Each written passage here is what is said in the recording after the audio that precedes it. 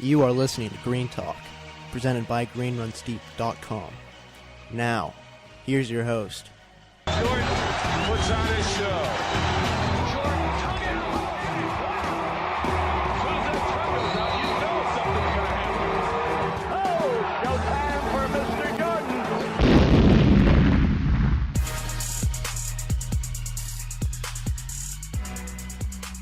All right, welcome back, basketball fans, to another edition of the Green Talk podcast. I'm your host for the evening, Trent Fleming. The Godfather, Jordan Drayton, could not be here with us today, but that's okay. We're back after a week hiatus. Sorry about last week, but we had some difficulties. But today, we're going to get into the playoffs, talking about that, obviously, because that's huge news. We're also going to get into the greatest Celtics ever bracket that we've been doing over the past few weeks. We got a couple weeks to go over, so we'll explain that when we get to it. We're gonna play a few games, so hopefully that'll be a lot of fun to listen to. I know I'm looking forward to it, and we're gonna talk about the draft lottery. And here to talk about it with us, as always, our executive producer, Brandon Kivlin. How you doing, man? Hello, Trent. How you doing? I'm outstanding. And we have a writer from GreenRunsDeep.com with us, Michael Manning. How you doing, brother? I'm doing pretty well. How are you? Outstanding, man. Outstanding. Always good to be here. And yet again, we have one of our favorite guests of all time. Tim Gorton is here with us. He's also a writer for GreenRunsDeep.com. How you doing, Tim? I'm doing good. How are you? Outstanding, man. Always good. Let's get right into it, fellas. Playoff talk, man. I don't know about you guys, but I did not see some of these series going the way that they have been going. Anybody got really any did these two series go the way you thought they were going to go? Let's start with you, Mike.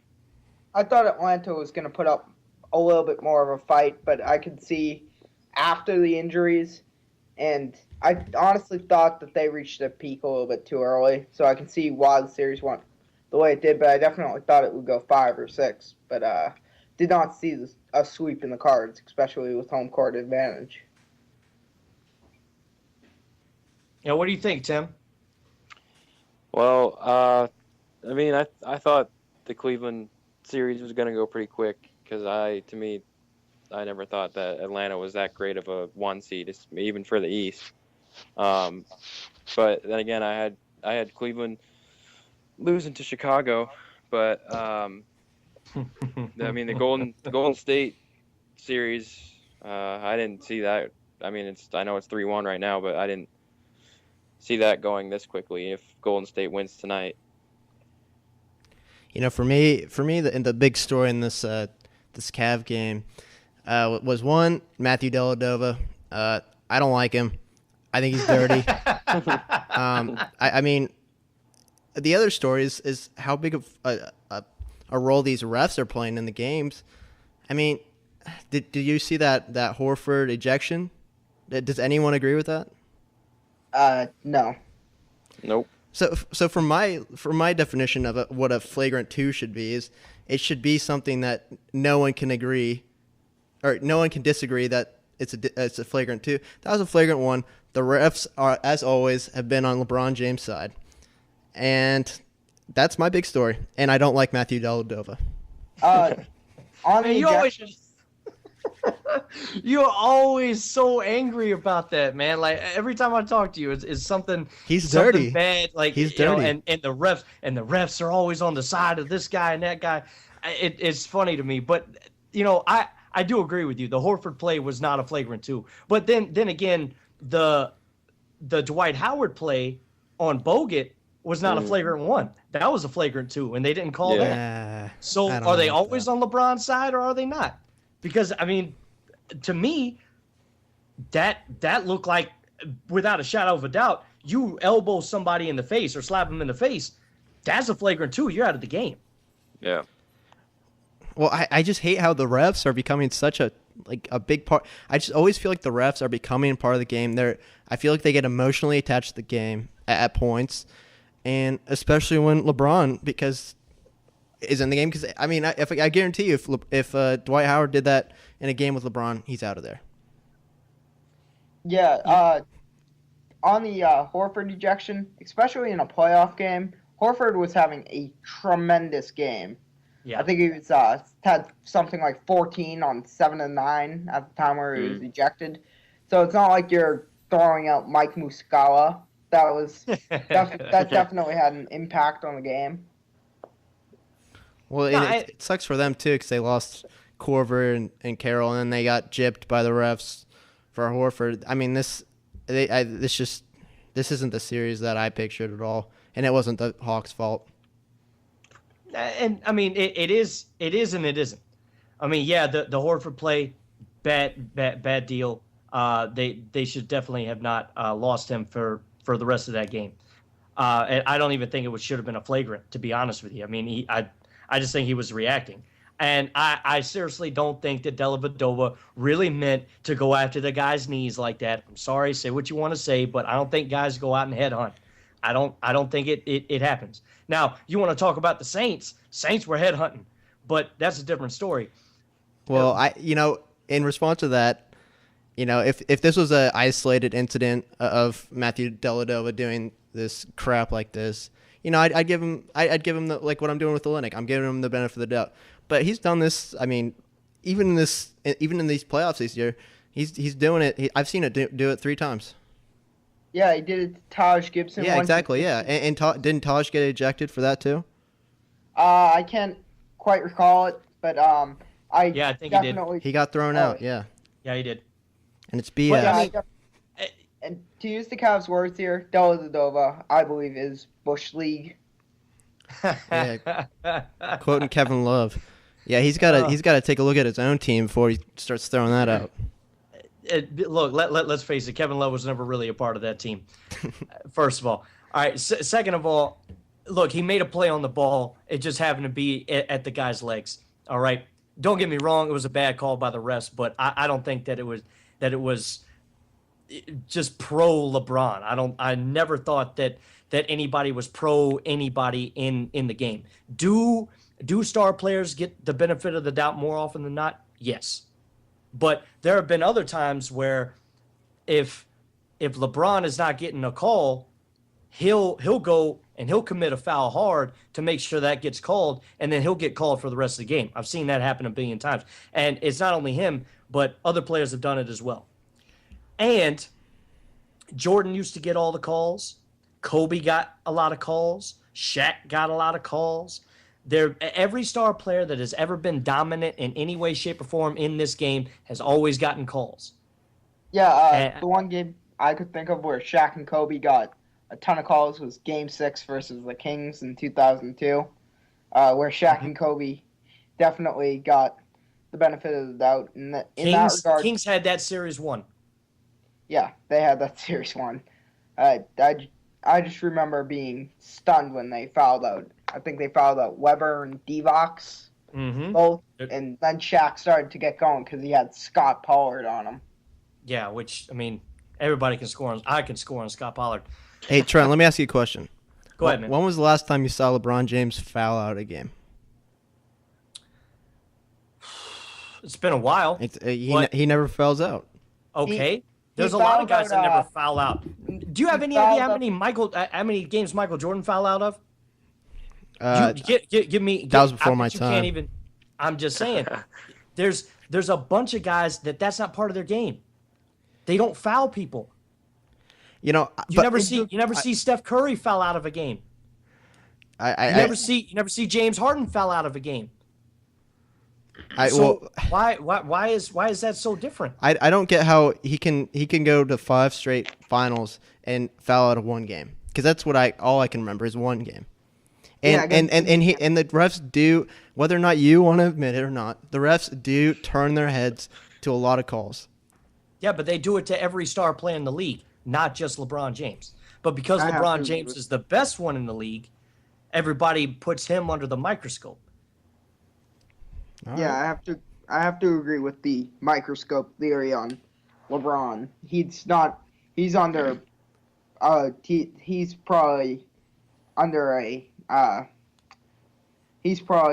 the most scrutiny and pressure out of any other player. Curry doesn't except when feel that, sir. except when he commits a foul. In that case, no one cares.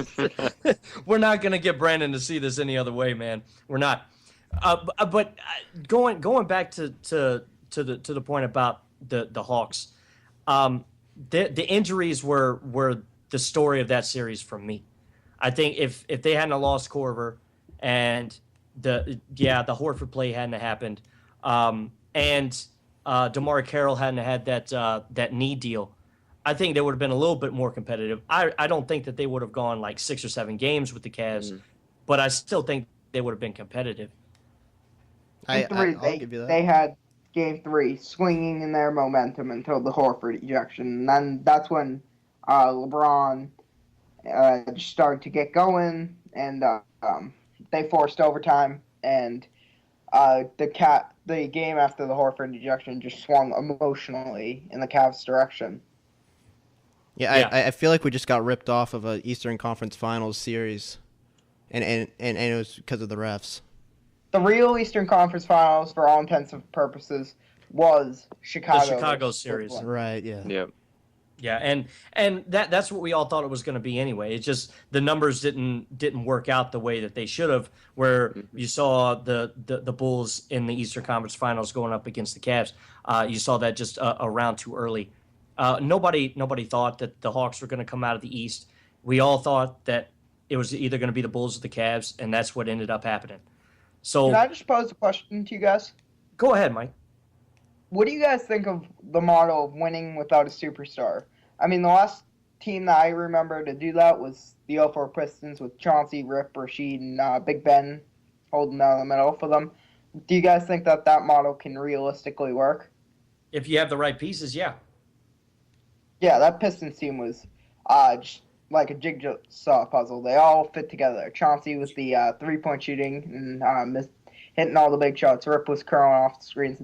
Tayshaun Prince locked up Kobe Bryant for all intents and purposes. And during that series. That's where it is right there. That entire team from 1 to 15 could play defense. Every single one of those guys went hard in the paint every single night, and they grinded you out. Yeah, and you can see shades of it now with Memphis and how they play. And the Hawks, I thought, were a 1 to 15 offensive team, but you got to have a 1 to 15 defensive team if you're going to do that without one true go-to player, without the LeBron James, without Steph Curry, without the Kevin Durant. You got to have a defensive first mentality, and the Hawks didn't have that, in my opinion. No, I agree with you, and I went and I looked at it not too long ago because we got into this debate. Oh, better get that, man. We got into this debate on the page, talking to each other the other day, and there's been a ton of teams that were mediocre on defense during the season, but number one in defense during the postseason, and they ended up winning. There are two teams that stand out: the 06 Heat and the 2001 Lakers. Both of them were bottom half. The Heat were 17th in the league in defensive rating during the season, and the Lakers were 21st in the league in 2001 during the season in defensive rating. And their playoffs defensive rating, number one. They both won championships. What stands out to me with those teams, they were both veteran teams. Shaq and Kobe had all been into finals before that. Ori had been to finals before 01. They knew when it was time to turn it on. On with the Heat, Jason Williams, Gary Payton, Antoine Walker, Shaq. They were all veterans. They know when to turn it up and on the defensive end. And that's what obviously happened in the playoffs. They went from mediocre defense to lockdown defense. And that's definitely, if you're going to have a team full of veterans, that's going to be the case. Yeah, it was a huge deal. Right now, we're going to take a break. We're going to continue with this conversation because it has been riveting. We're going to continue with this after the break. Thanks for listening to Green Talk, presented by GreenRunsDeep.com. Remember to check us out on Instagram at CelticStation5, on Twitter at CelticStation5, and of course the website GreenRunsDeep.com. And now, back to the show. All right, welcome back, basketball fans, to another edition of the greatest podcast on the planet, Green Talk Podcast. Before the break, we were talking about the playoffs, and we got into a little bit too deep of a debate on LeBron James, and we'll save that for another day because we got months with no basketball coming up, and we could talk about that all day. But I do want to get to the Rockets Warriors series, which has gone pretty much the way I thought it was going to go. I mean, I didn't see it as lopsided as that, in each game, but it's gone pretty much the way I thought it was going to go. Tim, what do you think about that series so far, man? And did it go the way you thought it was going to go? It's actually, I thought Houston was going to put up a better fight than this. I mean, I think that Golden State's going to win it coming back to home court right now. Unless they find somehow or some way to shut down Curry and Thompson. I don't think they have a chance at winning in Golden State, already down 3-1. My key for Houston for tonight, they got to keep up three-point shooting. They're not going to shoot 50% from three again, but they got to shoot a respectable percentage, from three for them to have any success whatsoever tonight at Golden State. And Golden State, I saw this on Twitter, on GSW Stats account. Golden State's 11-1 at home during Game 5, so we'll see if that trend keeps up tonight. Yeah, that was a good point, Mike, about the three-point shooting. That's going to be key for Houston, I think, too. What do you think, Brandon? Trent, I said it before. I'll say it again. Rockets in 7. Man, I want to live where you live, man. I want some of what you're drinking, too. And it's really not a joke. I think last game is what we should be seeing from them for the rest of the series. I loved after the game the interviews with Dwight Howard, especially. They're serious. They weren't celebrating. They're coming to play. And Josh Smith's shooting 50% from three. You see that happening again. You see Harden scoring 45 every game. Absolutely not. Yeah. Absolutely not. But I do see, maybe Terry getting it going or Brewer. They got 9 they got 4 really good bench players, and they just need 2 of them to step it up a little bit each game. And I don't think that's too much to ask. And also Dwight Howard has got to step up his offensive game. He's got to get 20 and 20 for the rest of the series. That's easy to say, but he's going up against Bogut, man, and Bogut is really good defensively. People don't give him enough credit. He's really good defensively down there. Well, I'm not going to say people don't give him enough credit because he did make an all-defensive team, but fans definitely don't give Bogut enough credit for their success, definitely. That's what I'm saying.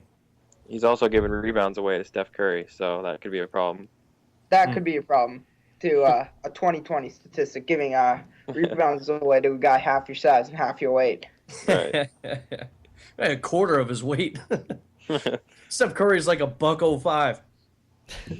Yeah, and I can just see GSW playing with emotion in front of that roarical crowd tonight. I can see Draymond doing the flex after the and one, and if they get the game swinging emotionally, the threes are going down.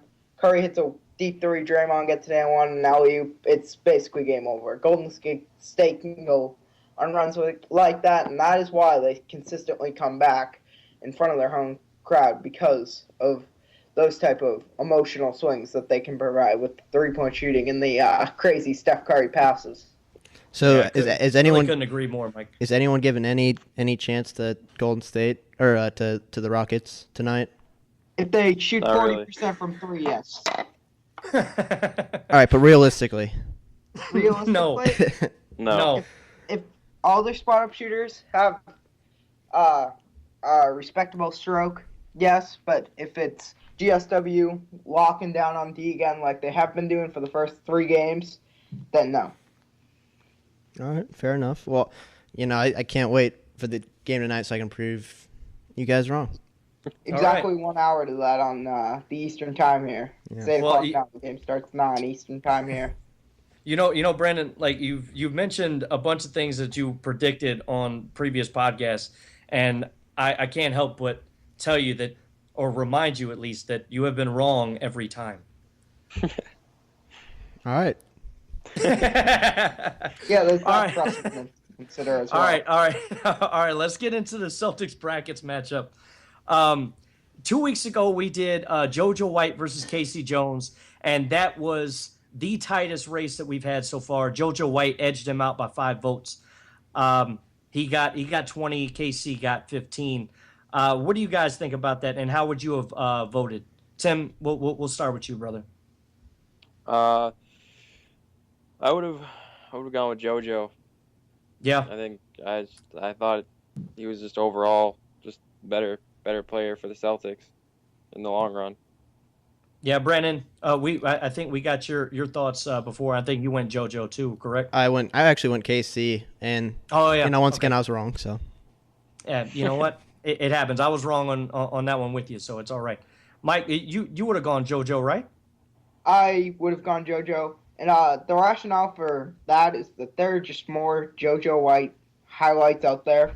Like, if you looked up on YouTube Casey Jones highlights, you might see a grainy black and white video, but there are JoJo White's highlights out there for us to see. And Casey was more of a defensive stopper for the Celtics, and JoJo was more flashy, so he was definitely more appealing. JoJo was definitely more appealing to fans than Casey.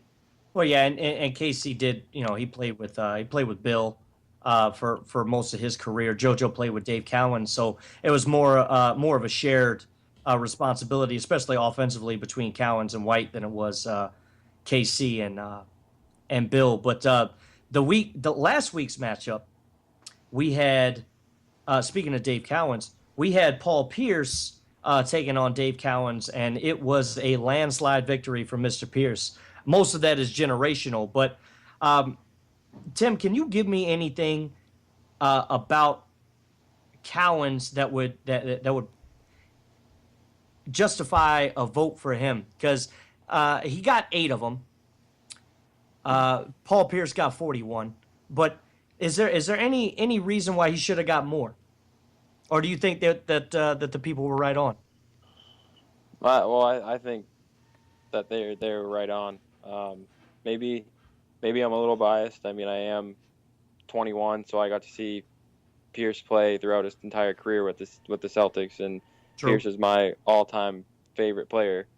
But I like you said before, Cohen's hadn't actually won or brought another championship to Boston, one more than Pierce did. But to me, Pierce's stat line with the Celtics was too good, and what he did he's a icon for the city of Boston. So I just think he should have won that, like the landslide that he did. Yeah. Mike, do you got anything about that? Do you think Cowan should have got more votes, or do you agree with that? Well, I agree with the result, but what the people forget is that Dave Cowens is really attributed to one of the championships because he guarded the greatest scorer of all time in Kareem Abdul-Jabbar, and he did a pretty good job.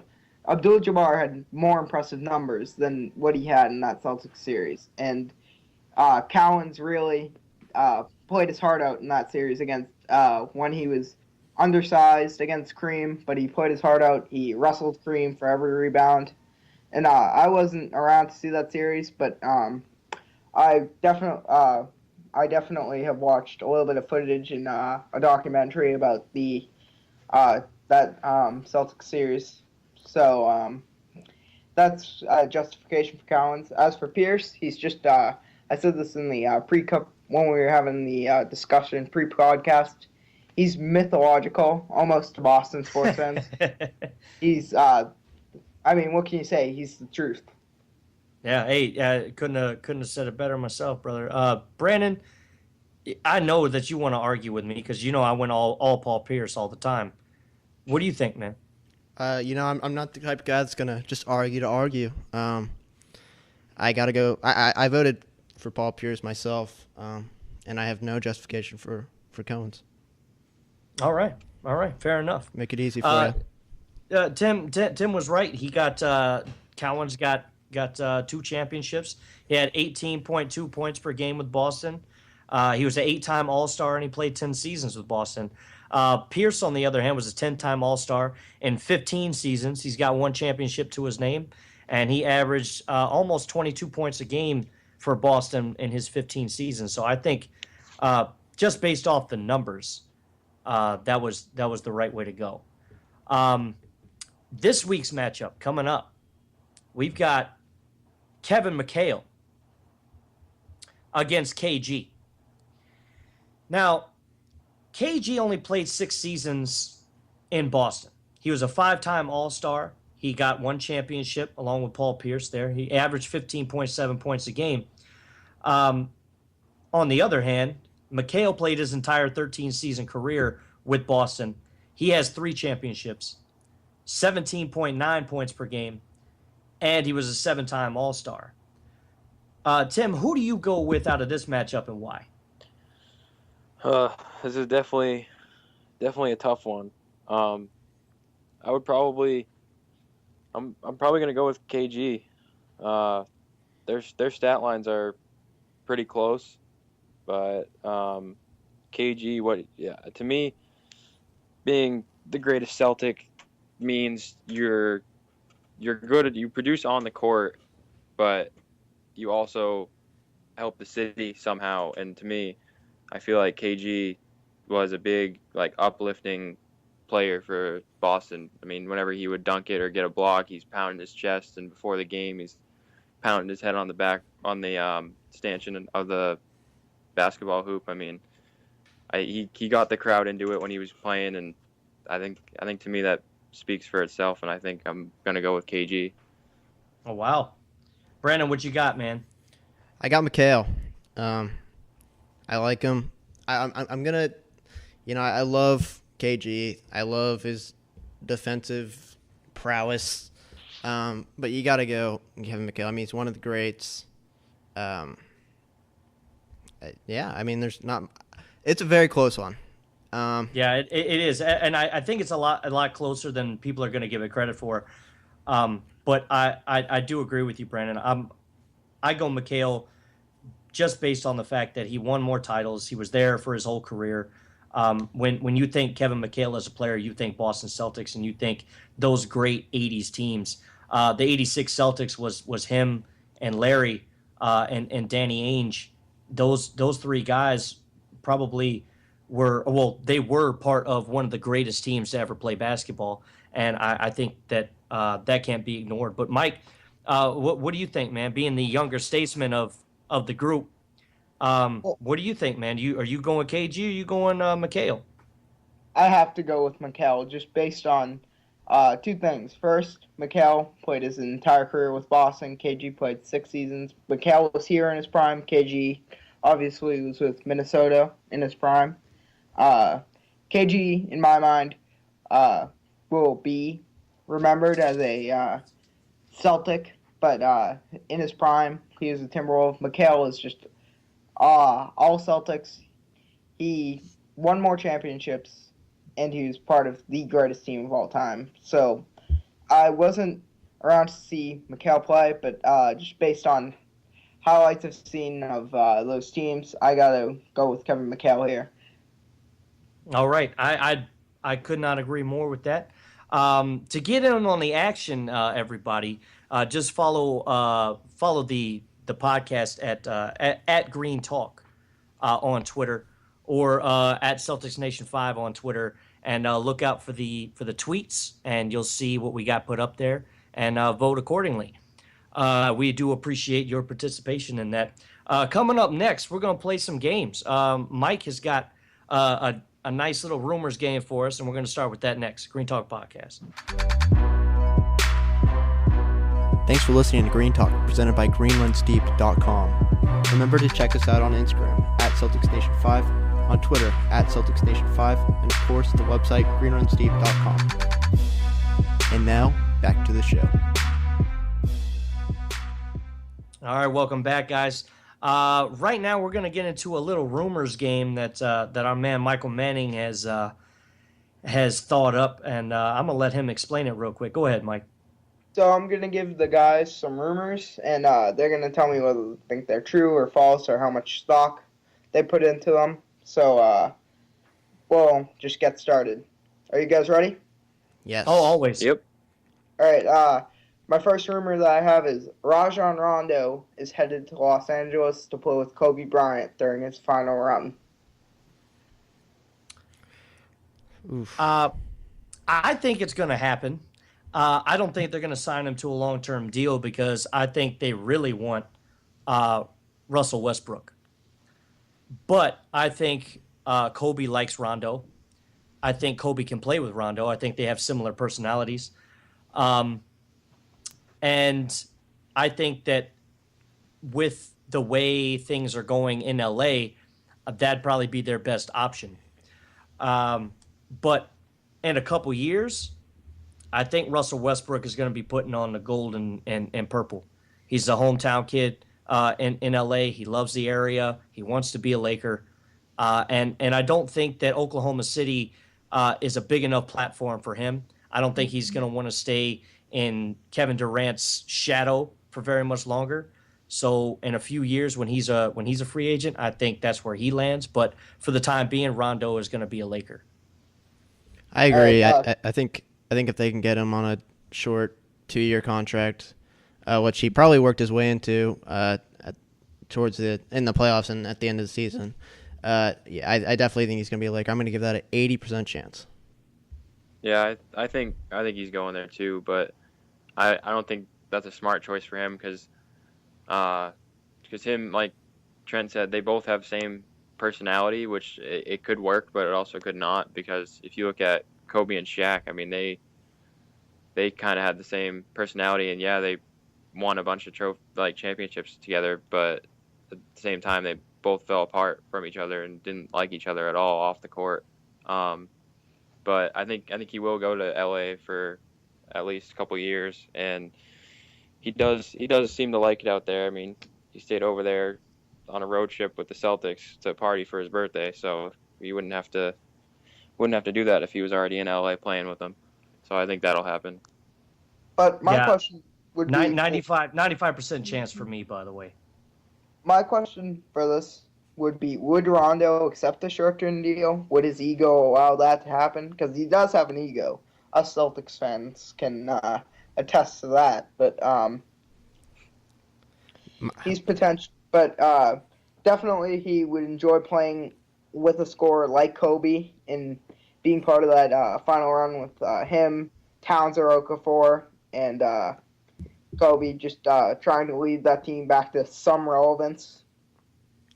My response to that, I'm going to question who's going to offer him a long-term contract that's going to, that's going to help, or that he's going to be okay with. I don't think there's a team out there that's going to want to pay him for 4 years, whatever X amount of money that's going to, feed his ego. Yeah. Probably going to depend on how much money he's making per year. I mean, if it's a 2-year deal, he might not mind it if it's, some outrageous number for him. But yeah, I think he's pretty limited on where he can go. He can either probably re-sign in Dallas or go to LA. Those are probably his only two options. No way. He's not going to re-sign. No way, Dallas. I'm not saying he will. I'm just saying those are probably if Dallas can only get him two for options. a quarter, he'll re-sign in Dallas.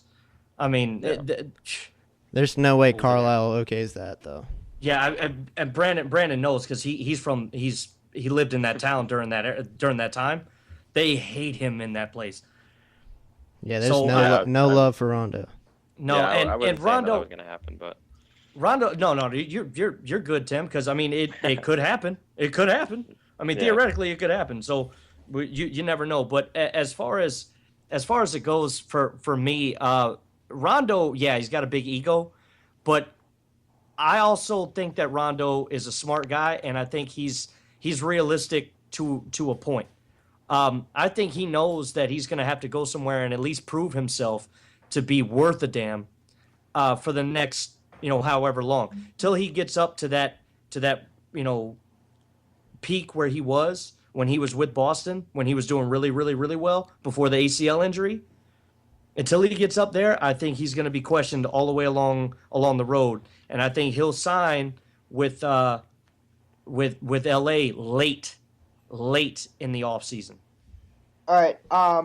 Just in the interest of time, let's get to the next rumor. LeBron didn't see the Cavs reaching the finals at the beginning of the season. You guys buy that?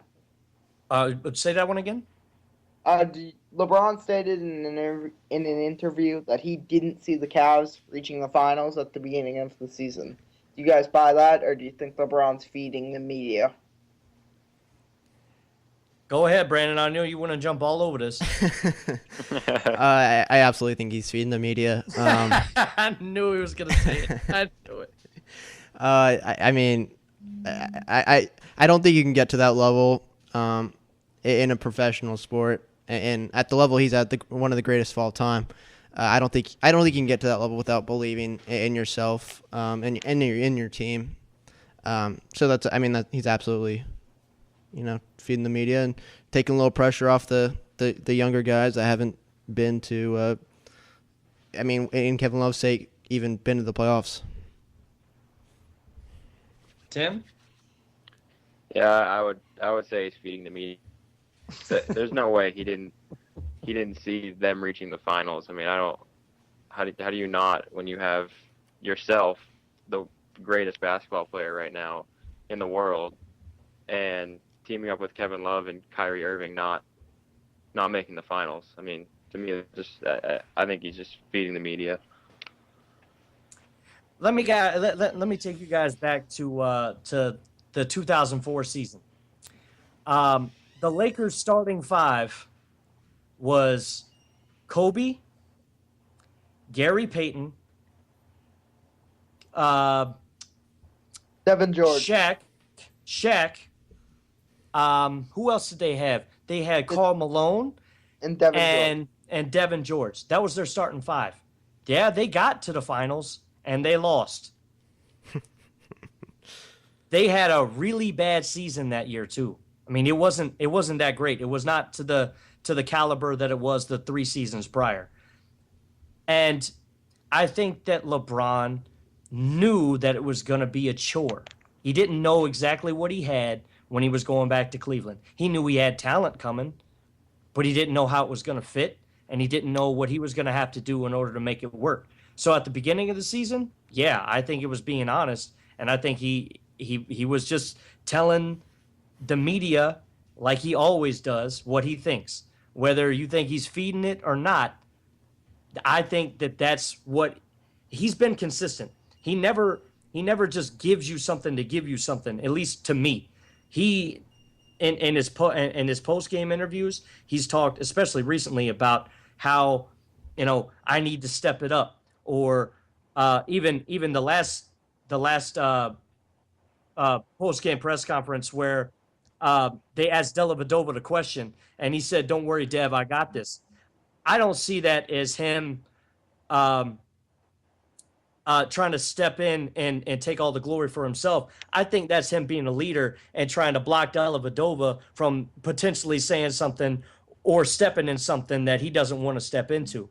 I mean, whether Dellavedova wanted to answer the question or not, I think that was a leadership thing, not a I need the spotlight on me thing. And I think that what you were talking about, Mike, how he said that he didn't think that the Cavs are going to reach the finals in that season. I think he was just being honest. Yeah. So I give that one. If you want a percentage, I give that one 100%. Wow. Yeah. Hmm. I definitely think that he was sort of telling the truth, but he definitely had a belief in himself that he could carry this team with this level of talent to the finals, since he did it with the 07 Cleveland Cavaliers, that whose second best player was Zydrunas Ilgauskas. So I think he believed in himself, but I don't think he believed in that team. And at the time, Dion Waiters was a malcontent, and Mike Miller was starting at the 2. So I'd give that maybe a 50%. So my next rumor that I have for you guys is Paul Pierce will go and rejoin Doc Rivers with the Clippers. Go ahead, Tim. I think that one's pretty likely. Him going to where he's from. I mean, Doc Rivers is there. I think that's where he'll want to be if he even decides to play again. I think he'll go to the Clippers. I'll probably give that one. I'll give that one 80% chance.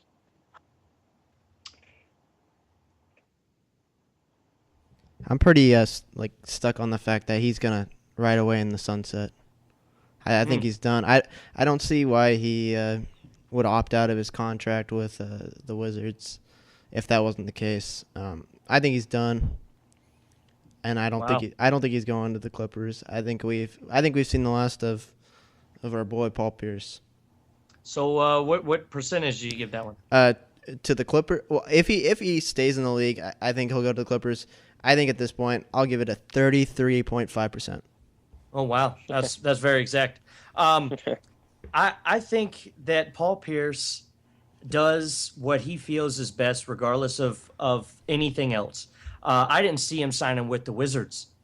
That to me, that came out of nowhere. I don't see him having any affiliation there before the season started. I just think he went to a place that he thought he could win in and was a good situation for him.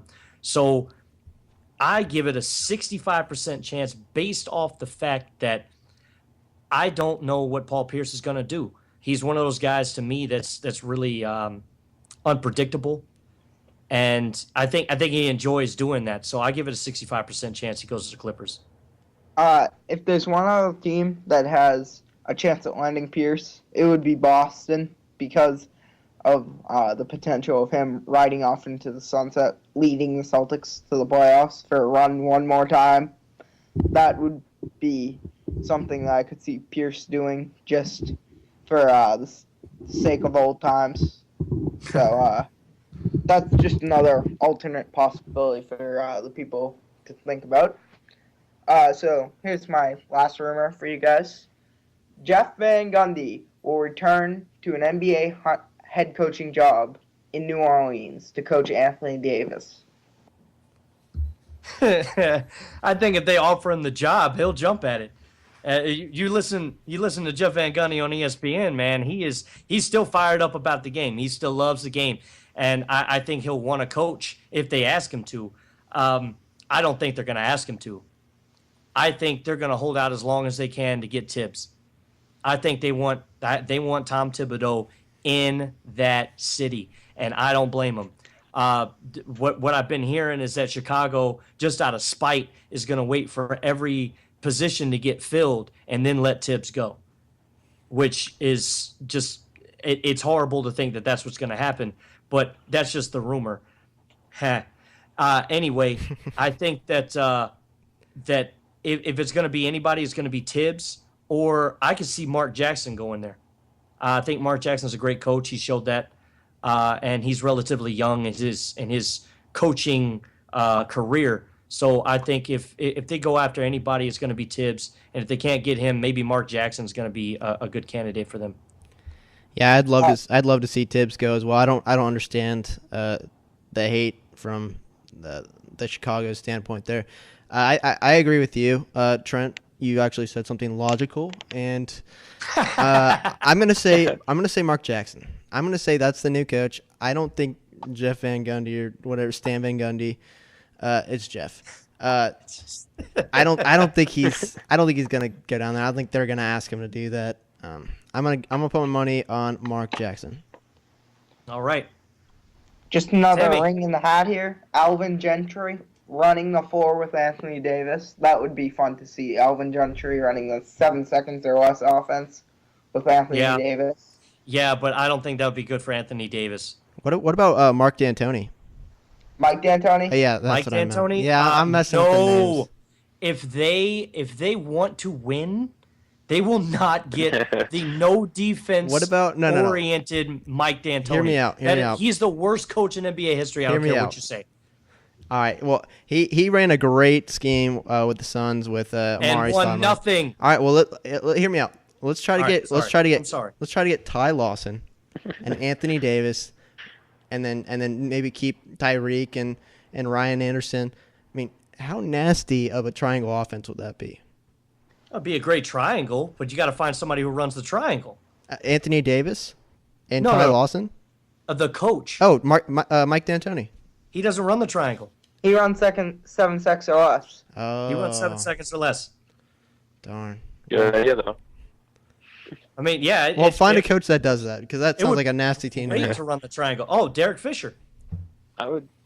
Yeah, Yeah. yeah. I'm sure Knicks That was- fans would that like was to the see joke. him out there. That was a complete joke. I don't think Derek Fisher's a legit coach. Well, you can see what happened to Jason Kidd after 1 year. Hopefully, for Knicks fans out there, that will happen to Fisher because he was a terrible coach this season. He let J.R. Smith shoot 2 game winners when you had Melo on the floor. That can't happen if you're a head coach. It just can't. We'll get into Yeah. Carmelo later on. But go If it ahead, was- Tim. If it was, I would probably go. I would go with Thibodeau. To me, for me, you'd have to have a good defensive coach in order to like have a successful team, and especially with Anthony Davis on that team, and I think Tyreek Evans is a pretty good defender. I would say Thibodeau just because you need a good defensive-minded coach to go with Anthony Davis, who's good on both ends, but I think he's really, really talented on defense too. So I think Thibodeau to go with Anthony Davis would be a huge deal for that team. Yeah, it would be. Well, look what Tibbs did with Joakim Noah. He turned him from an athletic, big defender in the paint to a defense player of the year. Mhm. Guy. He's got skill. He's got a lot of skill. Joakim Noah's a really skilled player, and a lot of people don't give him enough credit for that. Well, that came It's true. as Tibbs came in on the scene there. That's Chicago. kind of what I was getting at. Yeah, and I think that Davis covering in Tibbs' weak side defensive scheme would do very well there. And that's all the rumors I have for today. So I'll send it back to you, Trent. Well, and just one quick point. I was just thinking about this when you guys were talking about it, but too bad George Karl is already taken because I think he would have been a really good fit. In But he's a fast-breaking offense coach too, and right, but he plays defense. well, yeah, I think that's he's basically Mike D'Antoni with defense. So I guess he would fit there, and I would That's what like to you'd see need. Anthony Davis just run the floor with the old Suns there, except in a defensive scheme as well. Just And George Karl loves athletic big men, so I guess that's why they tried to put him with old Cousins, old Boogie down there. And yeah, he loved JaVale McGee, and JaVale McGee's garbage. Shaqtin' a Fool all-star right there. But after this, we're going to talk a little. Well, actually, we're going to play another game. Draft lottery. We're yes, that's right. We're going to talk about the draft lottery right after this. Thanks for listening to Green Talk, presented by GreenRunSteeped.com. Remember to check us out on Instagram at CelticsNation5, on Twitter at CelticsNation5, and of course the website GreenRunSteeped.com. And now, back to the show. All right, welcome back, guys. Right now, we want to talk a little bit about the draft lottery. Obviously, we all know that the Minnesota Timberwolves were able to get they were able to win. They won the lottery and they got the number 1 pick. And I want to start off with that. Brandon, who do you think they're going to take out of? Obviously, we know the two guys that they're going to, one of the two guys they're going to take. Who do you think they're going to take and why? I want them to take Towns, but I want them to take Okafor, but I think they're going to take Towns purely for the shot blocking ability and the ability that he showed a little bit of spreading the floor. I think for them, you got to go Towns, and he's already publicly said that he'd be more than happy to go to the Timberwolves, and that's kind of a place you kind of have to buy into. It's not a L.A., a Boston, a Chicago. It's Minnesota. Yeah. Tim, what do you think, man? Do you think the Wolves go Towns and Okafor goes to the Lakers, or what are you thinking? I mean, at this point for me, it's probably a toss-up between the two, but I would I would like them to go for Okafor. They, like I said, it's a toss-up between who they'll actually get. But either way, they're both big men that I think can defend pretty well. And that's one of the things that the Timberwolves need is a big man. And now that they got KG back, I mean, that's a good veteran to help support a rookie coming into the league, especially a big guy. I mean, Kevin Garnett is a big guy himself, so he can teach him a few things down there if he would like to. But yeah, I think I would like to have them go with Okafor, but it's a toss-up on who they'll actually get. Either way, they'll get a good defending big man. Sounds good. Mike, what do you got? Actually, there's an article about this up on the site. I believe it was John Galley who had the roundtable article up on the site. Yeah. So if you guys want to check that out on greenrunseep.com. But I put Towns down just purely because Minnesota ranked 27th in shot blocking last season. Towns averaged 4.3 game per 40 minutes in college. So that would definitely help their defense. And Wiggins is a great defender. Rubio, I think, was something crazy, like second in the league in steals. Had he been healthy enough to qualify, I think he averaged something like 2.3 or something like that. So he's always been really good. It had to good defense. And Pekovic, their center, who they just signed to a deal, monster deal, has played in 33 games last year. And he has a history of health issues. And again, reiterating what you guys said, Kevin Garnett is a great mentor for a guy like Towns who really just needs some seasoning. Okafor is the more seasoned prospect with the down low post moves, but I think Okafor has more potential, and Minnesota is not in any rush whatsoever. Oh, to settle on one of the guys? No, they're in no rush to just get back to the playoffs. They're in no rush. They're waiting for Wiggins to develop. They're waiting for Rubio's 23. I think that Garnett's kind of almost content with just mentoring this team and trying to bring them back to relevance before he buys up a big portion of them. Yeah, I think you're dead on with that, and I'm glad you brought up Wiggins. And great plug for the site, by the way. Love what you do. Wiggins is going to score the ball. Kevin Martin is going to score the ball. You have a distributor in Rubio. You've got Gorgie Jang and Pekovic at the center position. And, of course, you've got KG doing the mentoring like you guys said. But I don't think that Okafor would complement them as much because they already have ability to score the ball. Pekovic is decent offensively. KG is, he's taking a step back, obviously, but he's still, able to score when he needs to. Wiggins is a monster. He can get to the basket. He can shoot. He can do anything that you want him to do. You got 3-point presence in Kevin Martin, and you've got a great distributor and good defensive point guard in Rubio. So I think that being able to lock up a good defensive down low guy who doesn't need the basketball in Towns is the best pick. Okafor would space the ball out too much. You want the ball in the hands of your Wiggins and your Rubio and not in an Okafor down low. I think it confuses the offense too much. Towns is good when he gets it on the block and makes things happen, and that's all he needs to do. I think Okafor tries to do too much. Because he can, but I think it would really clutter up that offense if I'm making any sense there. It would just be one more guy that needs the basketball to be good, where Towns doesn't need it to be really effective, definitely at the college level and maybe at the NBA level. So for me, I go Towns if I'm the Timberwolves. I completely agree with that. And in fact, I'm actually going to change my pick to Towns after all that. Oh, wow. Wow, Brandon, you came over to the dark side, man. I love the reasoning. I got him. Oh man, I got him. Oh, Don't get I'm too so happy. Don't get too used to this. gold star for me. I'm happy with that. We can end the show right now, but we're not.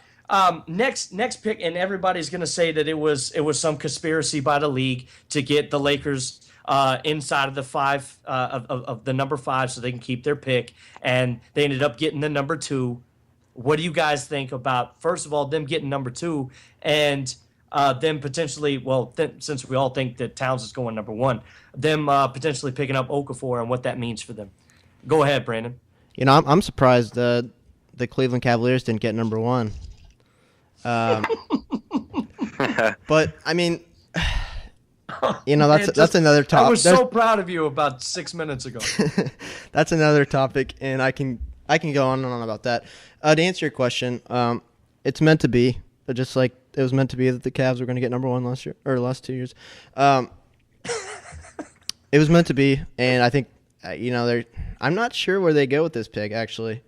I think they have to take one of the 2 big men that fall to them, but I'm not sure if D'Angelo Russell, if he falls to them, or obviously he's going to be available.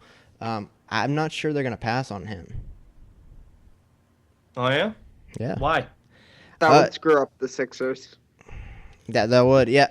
Yeah, it would. Yeah, I feel like they want Kevin Love.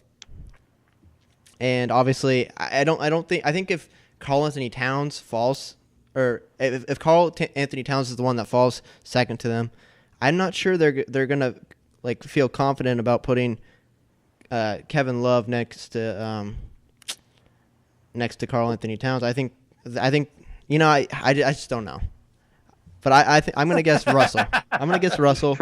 I bet they go that. Why would you not feel confident putting Love next to Towns? Like I just said, Towns is a shot blocker. Love, as we know, might as well just be waving the white flag defensively. Oh, and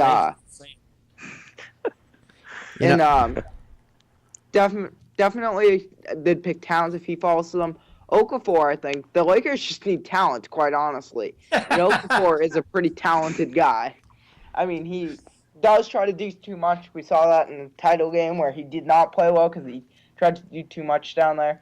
But he's been compared to Al Jefferson with those moves. And if you have him as a secondary scorer beside Kobe Bryant, that would be a nice combination. But if they're convinced that they're going to get Kevin Love, I don't know who they take. Do they trust Jordan Clarkson at the point? I don't think that they completely trust the second-round pick at the point. I think that Clarkson may be a decent player, but not 17 points a game player. And him getting on the all-rookie team over Marcus Smart was irritating to me. But anyways, because you're a homer, Mike. It's only because you're a homer. If you look at the numbers, it actually works out. Yeah, I know it hurts me too. I like it hurts I me like too because Clarkson I love the Celtics and I hate the Lakers. But if you look at the numbers, they were justified in what they did. But before we get sidetracked, Tim, what do you think, man? I don't know. I don't think they need another big man. I mean, they got Boozer. They got they just drafted Randall. They just drafted Randall last year. I mean, I know he was hurt all this year, but they got Jordan him. Hill. He's another big man. Hill. I mean, I think I would say they either go with Russell from Ohio State or I'm looking at a mock draft right now from Bleacher Report, and actually have a point guard going to Philadelphia from China, and then with the next pick, Moutier. Yep, I would say they would either go with him or Russell.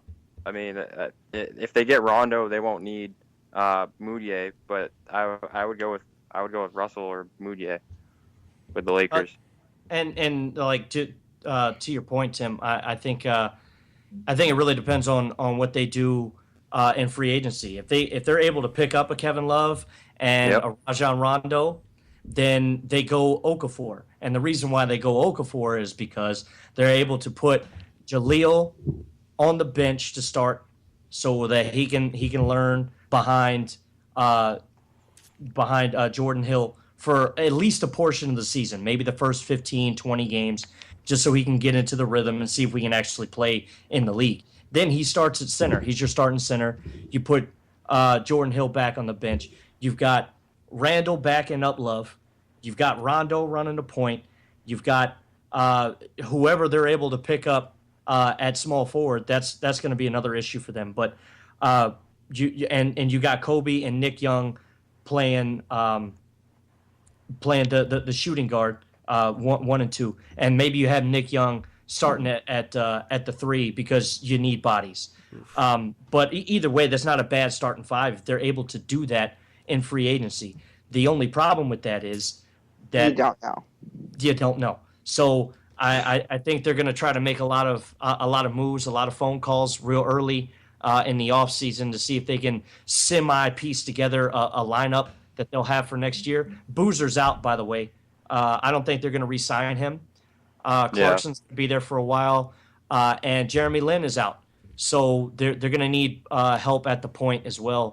And going back to Mike's point, which, I mean, yeah, it was funny, but he's right. They just need talent, to be honest. And I think Jahlil Okafor is the most talented player in the draft. But I don't think he fits with Minnesota that well. I think that's why I have him going number 2 to the Lakers. But let's you know what? Let's do the next one too. The Philadelphia 76ers. You got the third pick, and a lot of people think that D'Angelo Russell is going to go there. And real quick, Mike, what do you think about that? D'Angelo Russell. I love Russell. He is potentially the most explosive player in the draft. I've seen comparisons of him to Russell Westbrook, to him to Manu Ginobili. He's a great three-point shooter. He's compared himself to Steph Curry. But I think in the league he's going to be more of a slasher than Steph. And that's potentially what I see him as. Also, an interesting prospect. I know Philadelphia doesn't really need another big man, but this kid from Croatia or Latvia, I think it is, somewhere in Southern Europe, Kristaps Porzingis, one of my very good friends, John Goggin, wrote an article about him for Hoop Trends. Mm-hmm. He's potentially he's a good sweet shooting big man, and if they're looking to just create an all big lineup, he's maybe of choice, just pure talent. I've seen comparisons of him for Dirk and him for Andrea Bargnani. So maybe he's more of a fit for the Knicks at 4, but just another name to throw in the ring there. I don't think that he's got the speaking of Porzingis, I don't think that he's got the enough of a sample size to go that early in the draft. I think he falls probably to Detroit at 8 or potentially the Pistons at 11. But that is an interesting thought that they're going to pick up a power forward down there in Philadelphia, just for the sake of the fact that they need a guy who can stretch the floor, and Porzingis can do that. Yeah, I mean, you could have a Bargnani or you could have a Dirk. That's pretty much a high range of differential there. Yeah, or you can end up with a Darko Milicic, and we all know how that story ends.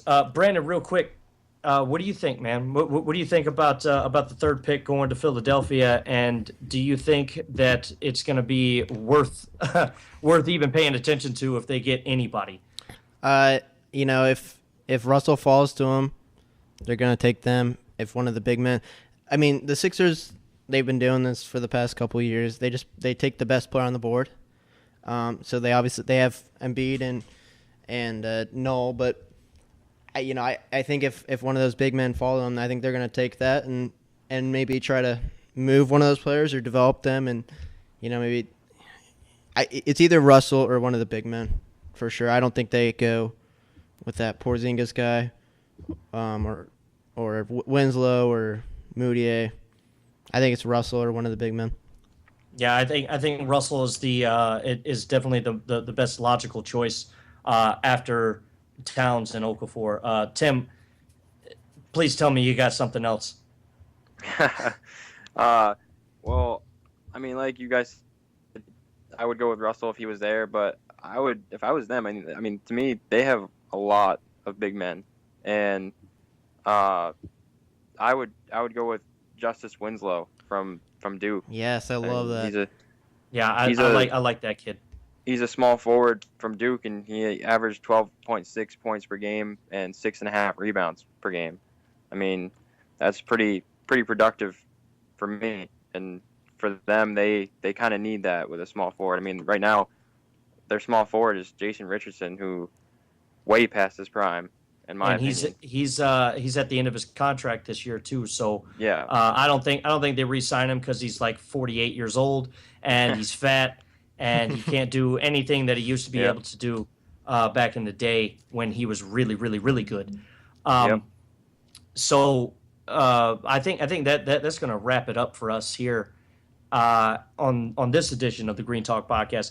I personally, Trent Fleming, your host for the day, I'm going to be coming out with a mock draft of my own that's going to be on greenrunsdeep.com. I'm going to do the entire draft in 4 segments, and hopefully you guys go and read that and give me a lot of feedback. I'll call it feedback on Twitter about it. So stay tuned for that. And for the guys here, Michael Manning, appreciate you being here, brother. No problem. Tim, love you, man. Always appreciate you being here. No problem. Thank you.